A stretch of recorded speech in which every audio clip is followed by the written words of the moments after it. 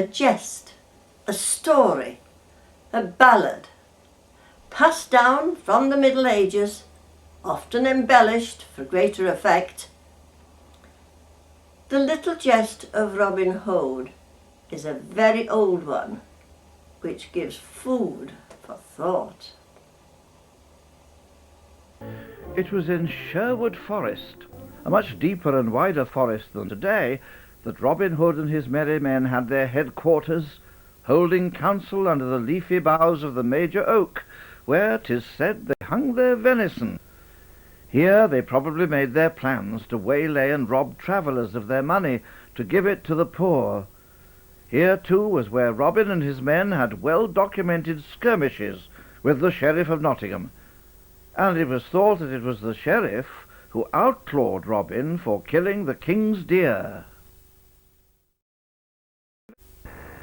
The major oak can't be more than 500 years old, but in Robin Hood's day was little more than an acorn.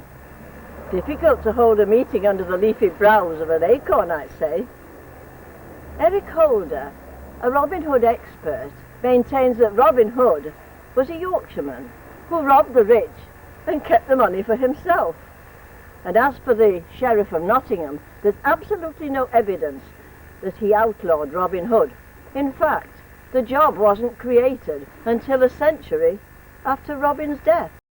Robin's lifelong friend was Little John, or John Littell, or John Naylor, take your pick. They met as depicted in the statue in the forest, showing them fighting on a narrow bridge.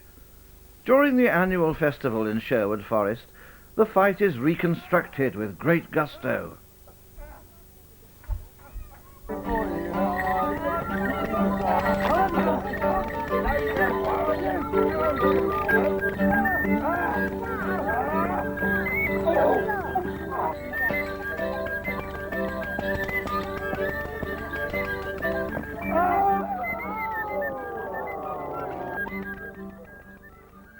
Although Robin loses the fight, he accepts Little John's invitation not to join his band of robbers, but to lead them. When Maid Marian appeared on the scene, Robin was captivated, and ere long a wedding was arranged in St. Mary's Parish Church on the edge of the forest in the village of Edwinstowe, though there is no proof of this. Neither of these stories are likely to be true. Maid Marian wasn't mentioned in the Little Jest or any of the other jests, and didn't appear until the 16th century, whereas Robin Hood and Little John were mentioned in the jests many times, but not the fight. That didn't appear until after the 16th century, so it's pretty obvious that both these episodes have been manufactured to add a little colour and romance to the stories.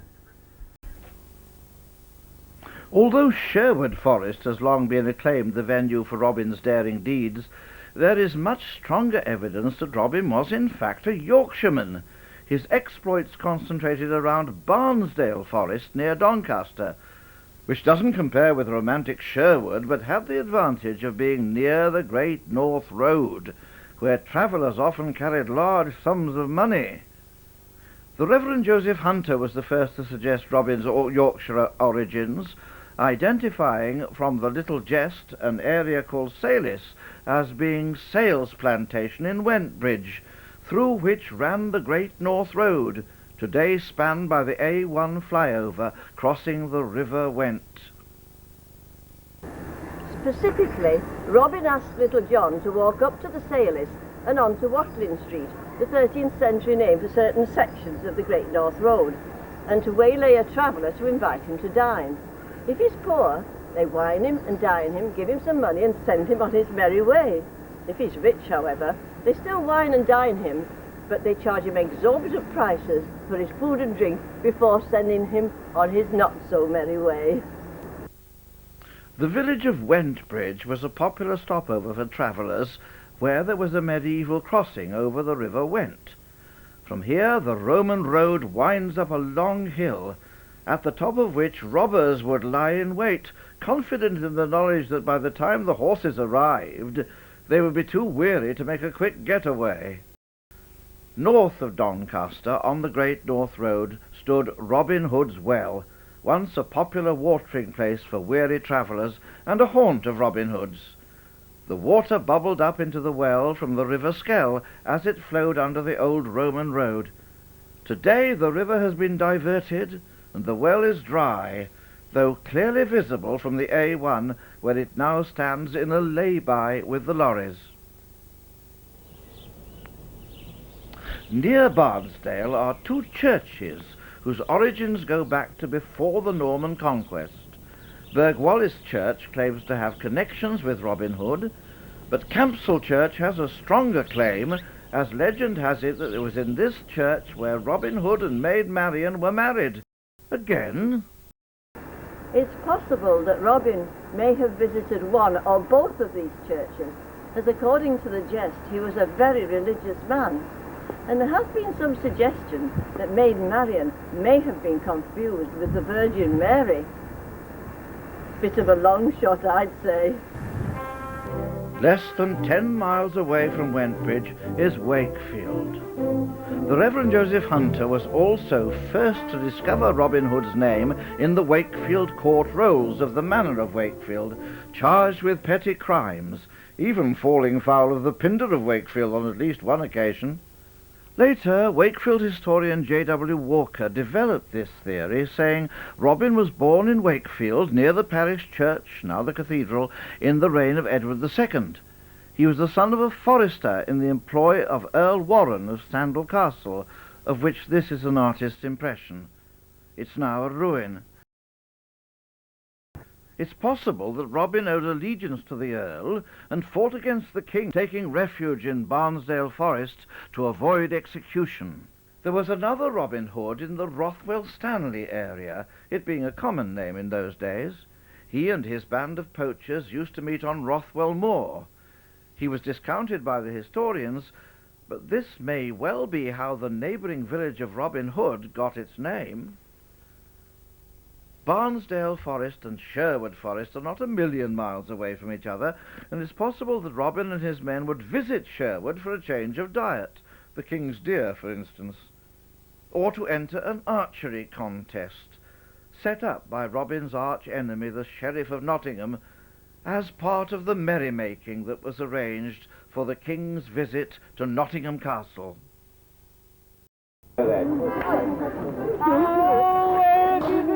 The day, Henry, my son, oh, where have you been all the day, my silly old one? To the woods, dear mother, to the woods, dear mother. Oh, mother be quick, I want to be sick and lay me down to die. My body won't come in this day, I wear these rags of red. Captain Morgan, dog down in the valley, oh, there, dog down in the valley. Did they really look like that in those days?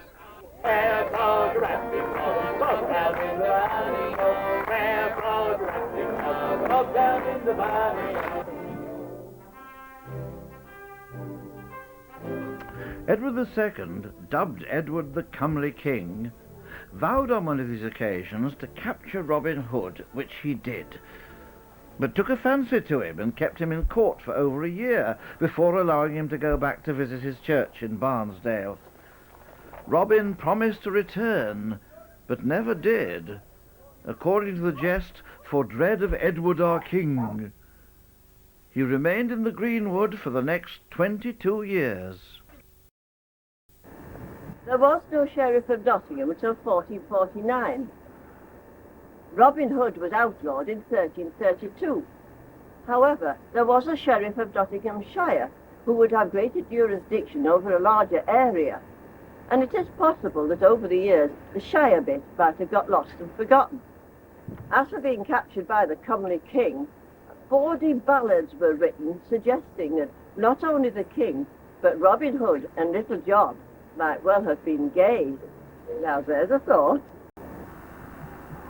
When Robin was dying, Little John brought him to Kirklees Priory near Dewsbury, now owned by Lady Armitage, who told us that Robin Hood's grave had been so vandalised there was little of it left to see. Neither is there much left of the priory, just the restored and listed gatehouse, from where in an upper room Robin shot his last arrow, stating he wanted to be laid to rest where'er it fell. The grave is 640 yards from the gatehouse, so you can't blame the modern archery experts from being sceptical. After all, Robin Hood was a dying man. Still, the men in those days may have been made of sterner stuff. The late Elizabeth de Stainton, prioress of Kirklees Abbey, native of Woolly Village, Wakefield, and kinswoman of Robin Hood, was laid to rest here. It was also in an upper room of the gatehouse that she and her lover, Sir Roger of Doncaster, who also had connections with Wakefield, allowed Robin to bleed to death, for reasons unknown. At first it bled the thick, thick blood, and afterwards the thin, and well then wist good Robin Hood, treason there was within.